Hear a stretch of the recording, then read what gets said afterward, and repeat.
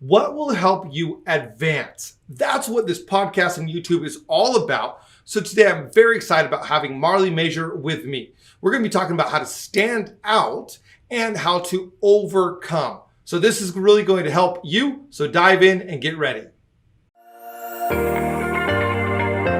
Welcome to Advance with Mike Acker, the podcast designed to help entrepreneurs, business leaders, and professionals alike break through barriers by improving their practical leadership skills and increasing confidence in speaking. Your host is a best-selling author, executive coach, and founder of the Advance Public Speaking School and Advantage Publishing Group, two companies dedicated to providing an edge for leaders. Find out more about Mike at mikeacker.com. Now here's your host, Mike Acker.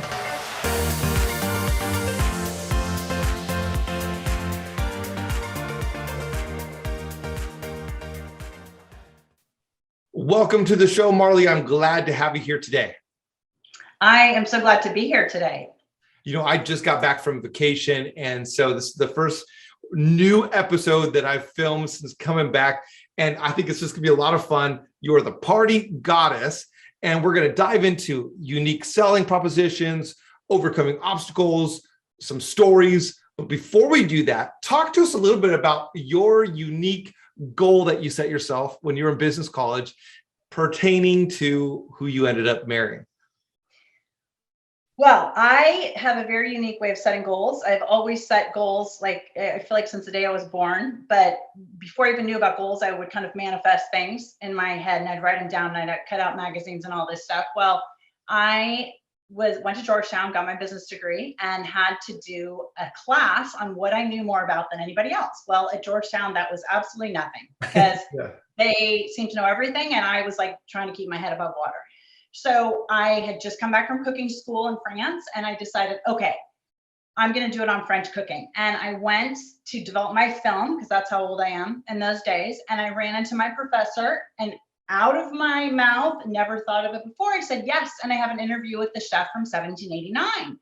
And my professor was like, oh my gosh. And for those of you who are familiar with DC, it's this very, very fancy restaurant in DC.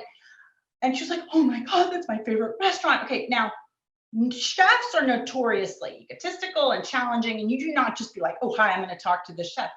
So I go home in my room and I'm like in tears, and I'm just like, oh my gosh, I'm going to get thrown out of school because I just lied to my professor. I don't know how to meet this chef, blah, blah, blah. My roommate is like, don't worry about it. They have this new chef from New York. I'll arrange it. And I was like, I just need to like meet him so I'm not lying. So she sets it up, and I go to my interview and I take one look at him and I decide I need to marry him, literally. And I was like, oh, hi. And then I was like, need to marry him. Now, mind you, I am 19 years old. I know nothing basically about him. He is 20 years older than I am. He has just come from New York. Like, I really like sight unseen. And I'm just like, I got to marry this guy. And the whole time I'm doing my interview, thank goodness I can multitask and think quickly. I'm thinking, okay, I need to knock out my interview questions. Okay, good news, bad news. But good news is at least I have an interview and I'm going to be able to like keep him on the hook. Bad news is I then have to marry him after this. And how's that going to go? So I start asking him all these questions. And then I'm like, okay, how am I going to marry him? How am I going to marry him? So then what kicks in, talk about unique selling proposition, because that's the ultimate unique selling proposition, right? Not only do I need to like, I guess, try to get a job, but I need to marry somebody in like 20 minutes or less. So I think, okay, so I'm trying to assess my surroundings because, you know, everybody has an Achilles heel. And the kitchen was well stocked. I mean, they had plenty of employees that would have had a great reputation. So I'm like, how in the heck am I going to set myself apart? So I noticed that when he was interacting, because it was still cooking and everything while I was interviewing him, he could not speak Spanish very well. He could try to speak Spanish. Well, I had spoken Spanish in high school and I was taking it in college, and I was like, damn, okay. So I'm like, if I pitch myself as this amazing gringa fluent Spanish girl, which I will be by the time I need to marry him, then perhaps that's my in, number one. Number two, I noticed on the menu that they had souffles.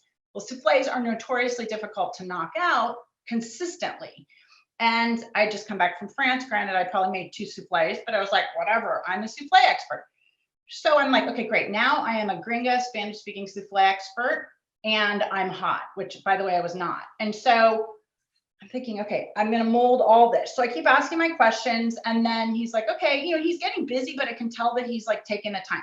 So anyway, I was like, well, listen, I really feel like I need some more follow-up. I mean, like this is some investigative reporting on like French cooking or something for my class. And he's like, okay, he didn't, I don't know. He just kind of had a funny look, but he's also getting busy and like, whatever, just doesn't look like a serial killer. So I convinced him that I was going to come back and shadow him. Okay. So now how, I don't even know in hindsight that worked, but I came back in like full hair and makeup, of course, shadow him for the afternoon shift, which would go like 3:30 to 11:30. Well, he didn't work till 11:30, but for some reason I thought this was like a working day. And it was absolutely ridiculous because of course my makeup starts like melting in the heat of the thing. But guess what? I did convince him that I was close to fluent. Again, I would have been by the next week. Souffle chef. So he's like, okay, whatever, you can, come back. And I was like, can I just like work like a little, like I'll even work for free. I mean, now I know he's going, this is freaking weird. But I did. So guess what? I went to work every day after school. Well, 3 days a week. I'd get out of school at 2:30, and then I'd go 3:30 to 11:30, and I'd be the gringa Spanish speaking souffle chef. And then I did that 3 days a week for an entire year. Okay. So now we are really focused on goal setting, or be very bad at goal setting because nothing happens, never ask me on. So my senior year, I go to cooking school now in Normandy. The whole summer, I'm like plotting and scheming how I'm going to ruin this guy's life, right? Because now I'm like I pick up every shift, of course. Talk about like I am integral. I do anything that anybody didn't want to do because I just wanted to be there. So I plot and scheme how I'm going to ruin his life. I go in my senior year and I'm like, my schedule's too busy. This whole long thing. I mean, I'm sure he's like, whatever, I don't give a shit. And then I'm like, so anyway, he's like, oh, okay, well, did you want to have dinner? And I was like, do I want to have dinner? Like, I wanted to have dinner a year ago. So then hang out, like, yeah, okay. Well, I guess for the first, I think 8 or 13 dates, something ridiculous, he was telling people I was his decoy. Like he was going to meet chicks. And I was like, this is really like in theory, kind of insulting, but whatever. Then I got engaged the month after graduation. And then that was a whole other thing of goal setting and purposeful selling and everything, trying to convince my very June Cleaver type parents how I was coming back with the chef. And I was only 21. I was graduating. I was relatively young. And now I was coming back. And oh, by the way, I also needed to get into the restaurant business. And oh, by the way, could we buy one? So and I'm marrying a 41-year-old. Yeah, exactly. So for everybody listening, if you're single and you want to get married to a 20 plus person or 20 younger, maybe listen to these goal setting tips and become integral to their part. Here's the thing. You can learn all kinds of things because we could do this bilingually. You could learn your unique selling proposition. We could do goal setting in Spanish. And okay, now that we're talking about this, I remember on one of my flights home when, flying back and forth, I was reading Cosmopolitan and there was something about like May, December romances. And I remember cutting it out and highlighting it and the whole thing. And I was like, in hindsight, this is so frightening. I am getting my business degree from Georgetown and I am glued to Cosmopolitan, or Glamour, May, December romances. Like, I'd love to see that article and just like write them a note and say thanks because, it worked. But anyway. Yeah, well, I love it. Y sí lo podemos hacer en español porque también. Sí, claro que sí, ¿por qué no? Yeah, gracias a Dios. So for all the people there, I grew up in Mexico as well, if you didn't know that. So you heard how she learned hers. Now, let's pause right here. Fun story, fun diving in, goal setting, but we're going to also dive into really the unique selling proposition here. And let's get into that in just a moment. But first of all, who are you and why should people listen to what you have to say about their own USP? Okay, so who am I? I'm a serial entrepreneur. My kind of forward-facing company that people might know is the Party Goddess, and we have a ton of A-list celebrity clients like Britney Spears, Snoop Dogg, Gwyneth Paltrow, Pierce Brosnan. I mean, the gamut. So in that sense, I have my street creds. I've been at it for a million years. Why they should also listen to me is because I am very well educated, very classically educated, but at the same time, I've been an entrepreneur really since I was 4 years old. And so I have made more mistakes than any human being alive, I think, yet kept getting back on the horse. And so the reason that you want to listen to me is because I've probably done every dumb thing that you could even not even imagine doing. And I've recovered from it and like bloomed tremendously. And not only that, but gone on to like love business more and more. But the more I've gone on to business, the more I've realized it is about focusing on what you want and then how you're going to worm your way in, because no matter what business you want to get into, it's going to be competitive. You are probably not going to be the first one there. And so I'm that girl. I mean, if I can take an interview where I'm supposed to meet a guy for 5 seconds and actually marry him, have a child, I mean, that's a whole other story, right? I can worm my way into pretty much anything. So it's unique selling proposition. And it's also just about, focusing on what it is you want. And I have no attention span nor patience, so I can get you there faster than probably anybody else in the world, because I'm like on a rocket ship day and night. Perfect. So let's start out with just a clear definition of USP, unique selling proposition, so that everybody's on the same page. Sure. Okay. Oh, you want me to give it? Yeah, go for it. Okay. So my definition of unique selling proposition is basically your secret sauce. What makes you or your company or your product different than anybody else? Okay. So if I am saying the Party Goddess and there are a million event plan, literally, I mean, there's like 450,000 English speaking event planners, right? I mean, the competition is enormous. So I knew that I couldn't just be like, oh, I have a cute name, the Party Goddess. Oh, I'm in LA. Yay, we do parties. So you have to come up with something that's really unique. So in my case, I was like, well, let's come back to what makes you unique in a moment. So okay, what go back to the definition. Yeah, I think so for everybody listening here too, whether you're a management, whether you're going to interview, whether you want to be a CEO, whether you're a business owner, all the different people that are tuning in to Advance. First of all, thank you for doing so. What sets you apart? So what is your identity? Who are you? For example, what sets me apart as a public speaking coach is I've created the framework on it. It's getting published by Wiley this December. I have one that's unique that no one else has, a framework on confidence and communication, and my own story. The reason why I'm a good public speaking coach and communicator is because I'm not natural and I had to learn. So that's my USP as a public speaker / coach. For you, what's your USP for the Party Goddess? We are cutting edge. We can deliver. We're very flexible because we are not, owned by some giant conglomerate. It's me who owns it. We own all our warehouse space. We own all our props. You can come to me and say, hey, listen, here's my date and my budget.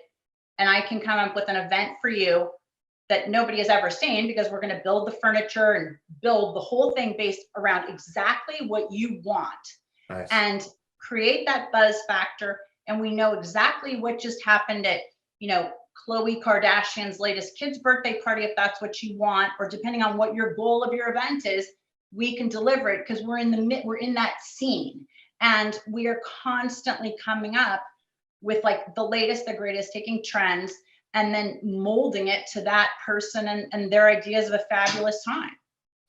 And you were getting into this a moment ago. The why it's important for you is for you. I mean, there's millions of other event planners, and for you to stand out, you gotta have something that says, well, this person's different, and Mike's different because he does this. So why else? Tease out that answer. Like, why is it important for the listener here, for the viewer here on YouTube? Why is it important for that person who's building their career? Maybe they're not a business leader. Why is it important for them? It's important because of one word: noise.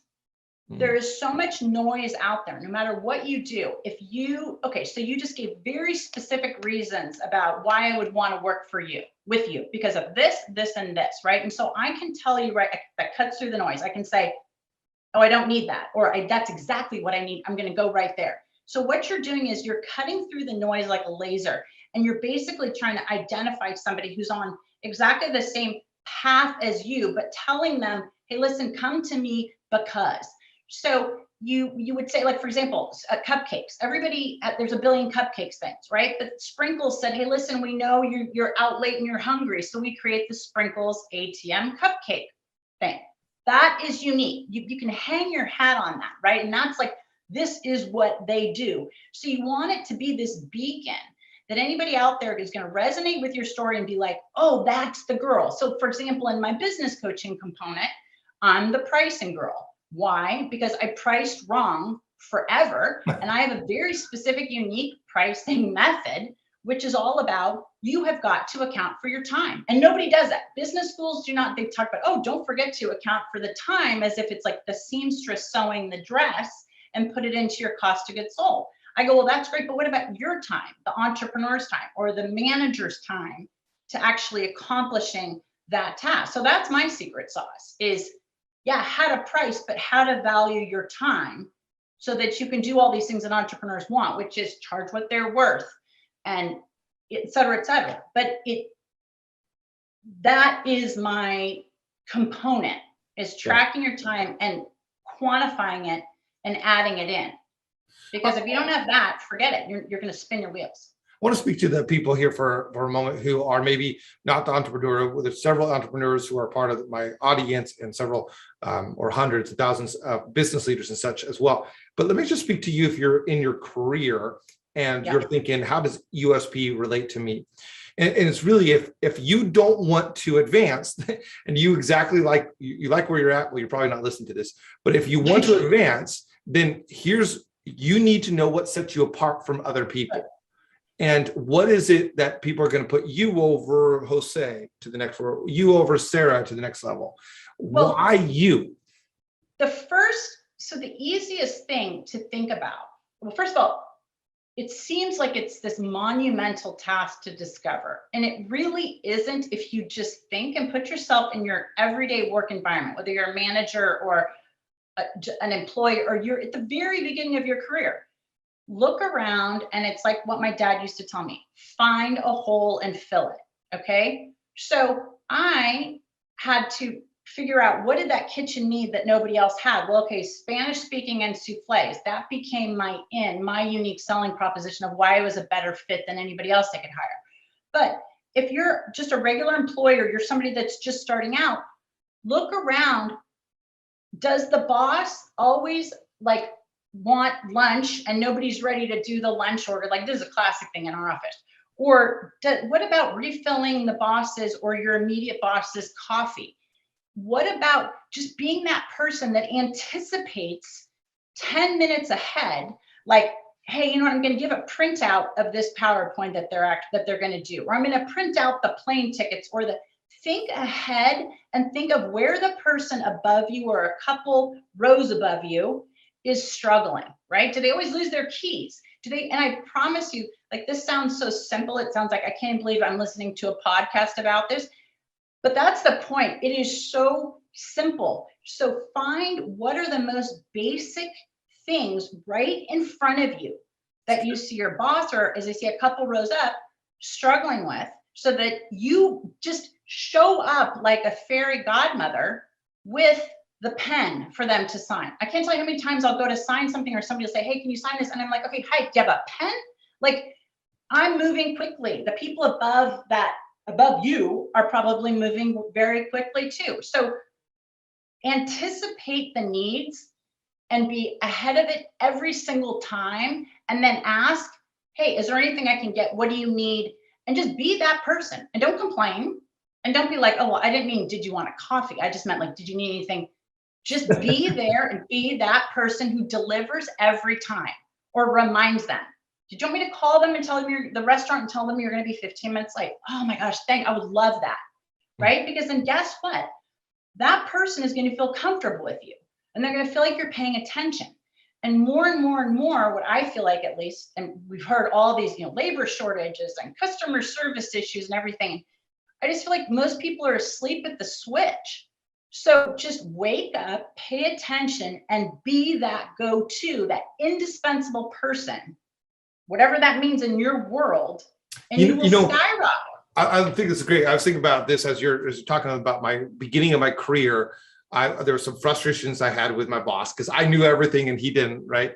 And there was some frustrations I had, and I was meeting with a mentor, and he said, be his number one encourager.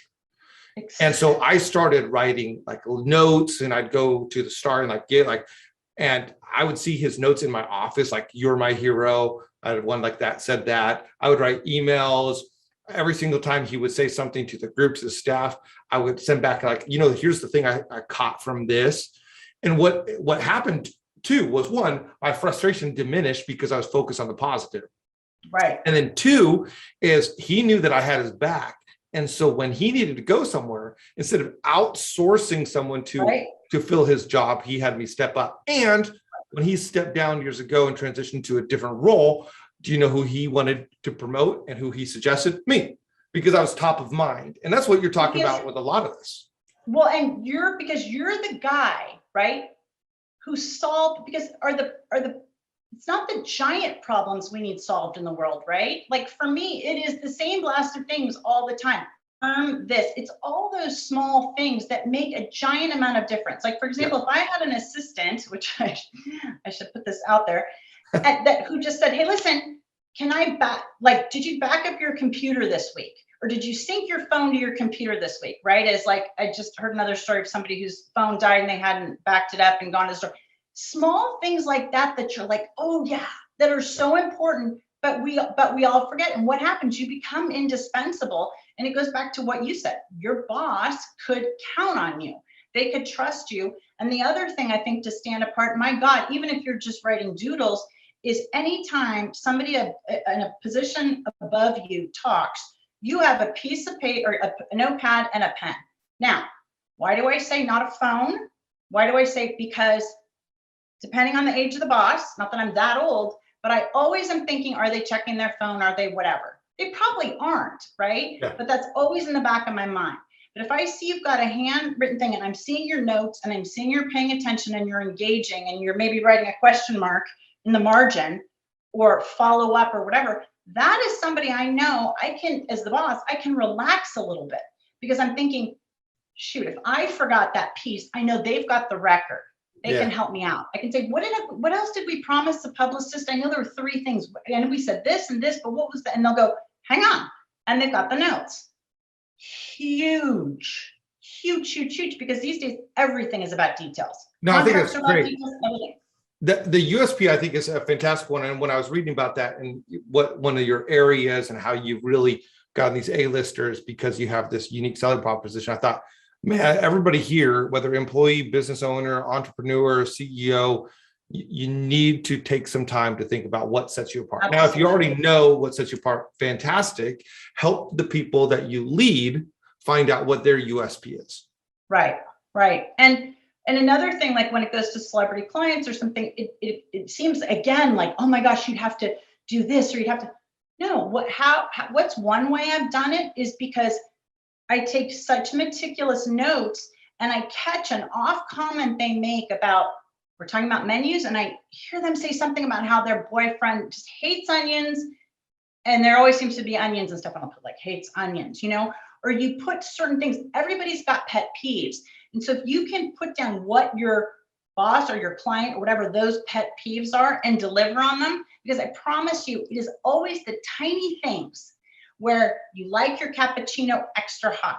You like it with 1 equal and 1 sugar. It doesn't matter how random it is. That's what makes that person go. So deliver that fuel for them. So much of what you're talking about here in the USP, very interesting that a lot of the areas, if I were to categorize a lot of your ideas on creating your USP as an employee, it's about service, about finding a way to serve the people that you are employed by. And I would say that even switching it around, because in this role, I get to have a team, and I've had large teams in the past, is what, as a boss, how do I serve the people? So maybe you're even listening to this and you're the manager, you're the boss. Right. Don't get caught up on people doing something for you. Try to think about your USP could be you serve your team well. Okay, so this is going along those lines. It's so true. Like I talk about something that I say, we build our businesses backwards, right? Where we build our businesses based on what we're good. Well, I'm good at making cupcakes, so therefore that's going to be my business. When in reality it should be, but what does the consumer need right now? Mm-hmm. And if you're the boss, also keep in mind that what might be important to you is probably not necessarily important to your employees, right? Mm-hmm. Yes. So one thing I noticed is that if like I would just any of the ladies in the office, or guys too, I would do a day where I'd be like, hey, listen, I'm going to have the manicurist come in. Does anybody need like, a polish and a blah, blah, blah, blah, blah. And they would line up and they'd be ecstatic. Why? Because they could take a little bit of a break at work. They never have time to like do those errand kind of things. So it's small things like that, or being able to leave, even a few, if not a half day or a full day early on a holiday weekend, just a few hours early, or a pop-up. Hey, listen, you guys can go at 2. Or, hey, listen, I'm going to bring lunch in because I know, or dinner or snacks or something because you've been working super late. But find out what their big stressors are and deliver those. But it's never big things. It isn't like, hey, you want a new Ford Fiesta. It's small things like, sure, go ahead, go 3 hours early, no worries. And it's not going to count as a half vacation day or something. Yeah, that's cool. I love that. Maybe just take a moment, pause this if you're watching this, or taking a moment and just say, what is my USP? What do I uniquely bring? Is it just that you see details? Are you the positive person? Are you the show up early person? Are you the spreadsheet? Are you the person who prints the notes out for your team or for your boss? Are you the bring in the extra, whatever it is person? What a fun question. Now, in the midst of all of this, you've built these businesses, you've done all of this, and you stayed positive. And you can see I'm positive at the moment. If you meet me at night, sometimes I'm not so positive. For the most part, you are correct. Positively moving forward, and even in the midst of some difficulties, because a while back you had a major accident. So talk to us about what it was like to overcome that obstacle, and how do you overcome an obstacle with positivity? Well, I've had several major life events. Like, I had a major skiing accident. Ironically, 3 months ago, I had another major accident with my leg. There's obviously something in there about that. Like 5 years ago, I had 2 near-death experiences with an illness. So I'm pushing some kind of boundary. And so those are, by the time you have 2 near-death experiences around the same incident, I mean, that's about as low as you can get, right? You're talking to Jesus and you're going, I'm either here or going to go to the pearly. So that's a huge wake-up call. And I used to get into this habit of like, seems like it froze here for just a second. So sorry for this little glitch right here. Sorry for that little glitch, everybody. It just froze for just a moment on our audio. And so talk to us a little bit about that. Go back just a moment. The skiing accident, I think you were saying? So I've had several like major accidents. I had a bad skiing accident. Ironically, 3 months ago, I had another accident with my leg that funked up, has put me in physical therapy for another 3 months. And then, 5 years ago, I had this major catastrophic illness where I had like two completely came out of the blue, and I had 2 near-death experiences like for that incident. Well, that's a big wake-up call, right? And I used to spend a lot of time thinking like, why did this happen to me? Like, and all that negative energy. And finally, what I realized was, that serves a purpose to a certain extent, so that hopefully you don't get yourself in the same position.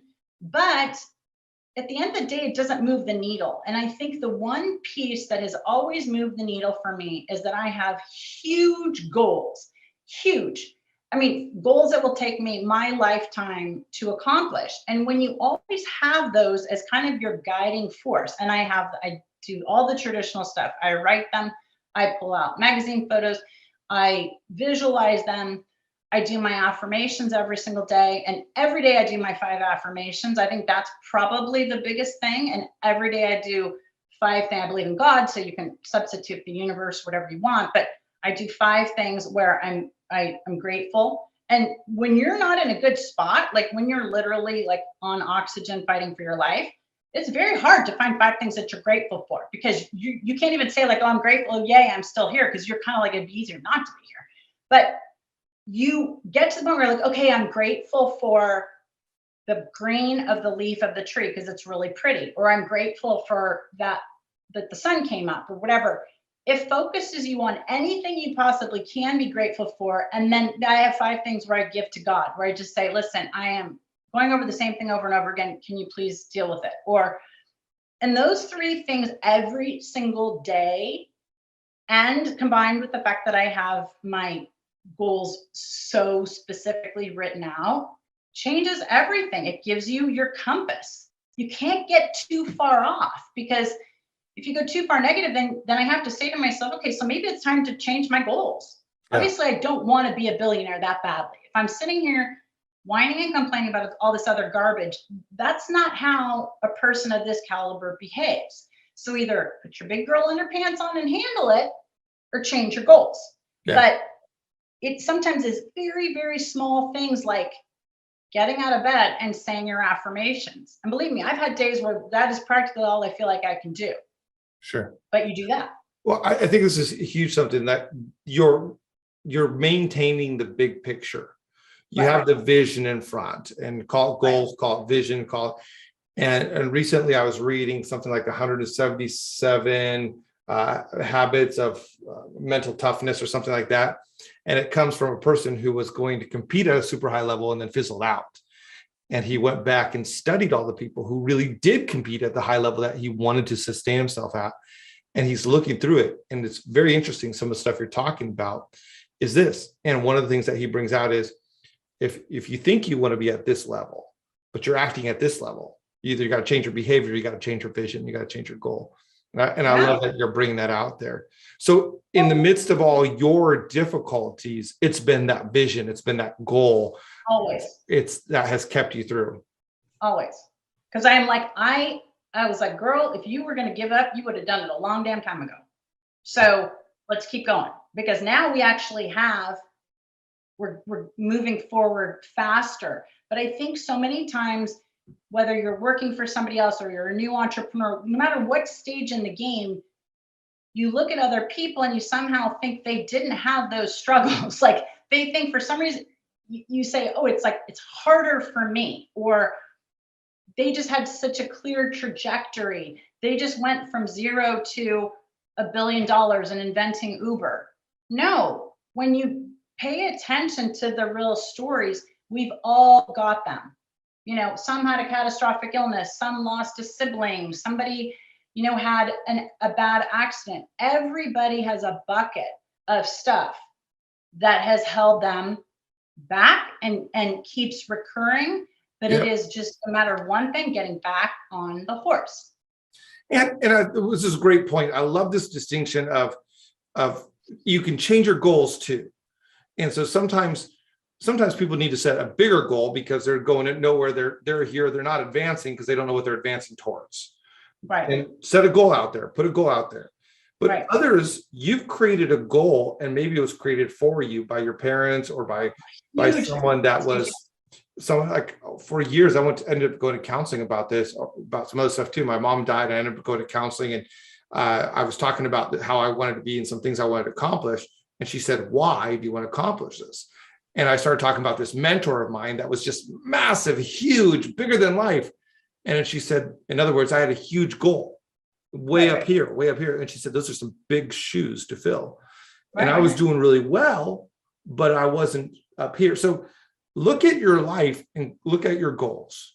And maybe you need to make some goals and keep it in front of you.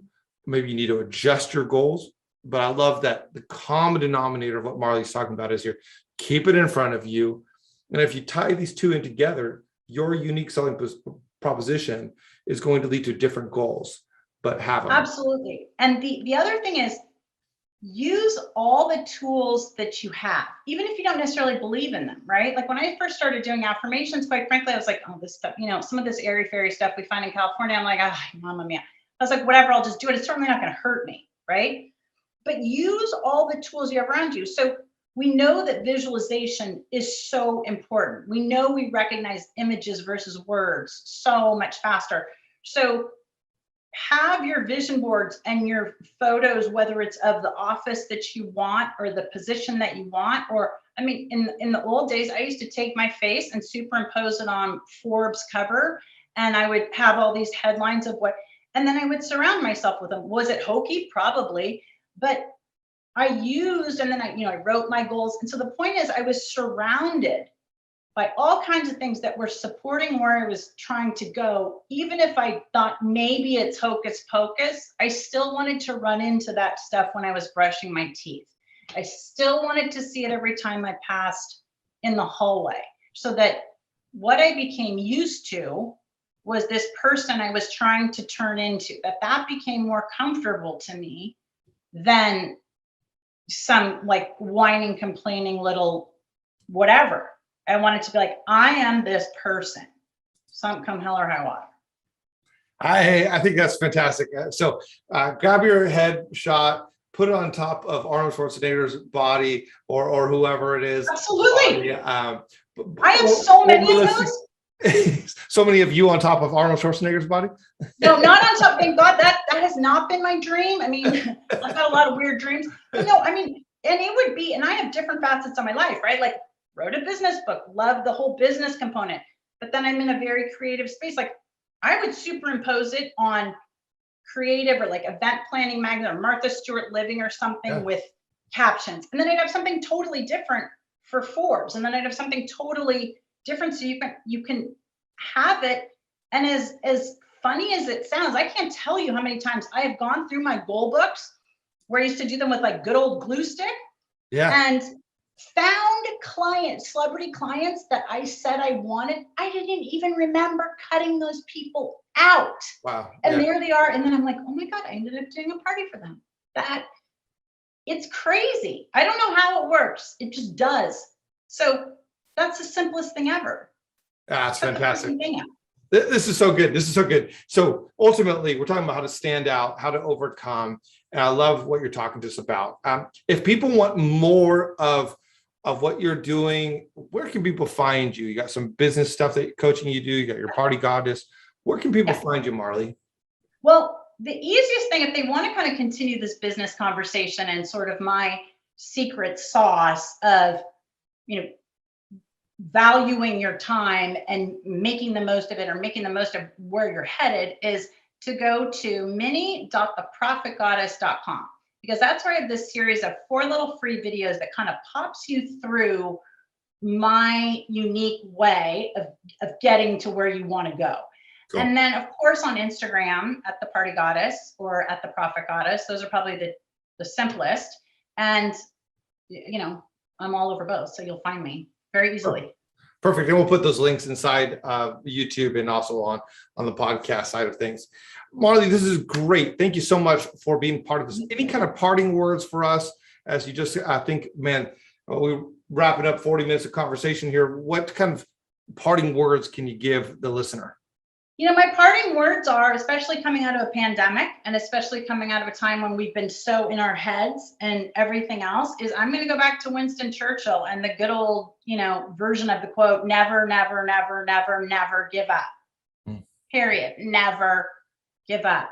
Just keep showing up and you will start going forward. Yeah, that's great. Good advice for the gym, good advice for diets, good advice for work, good advice for families, good advice. Thank you so much. Really appreciate it, Marley. Thank you. And to all of our listeners and our viewers, thank you. You're the reason why we do this. We want to help you advance in your career today. It's been a lot of fun talking about this. Make sure to comment, share, pass this on to somebody, and make sure you subscribe, whether it's on audio or whether it's on YouTube. Until next time, this has been Mike Acker with Advance and with Marley Major.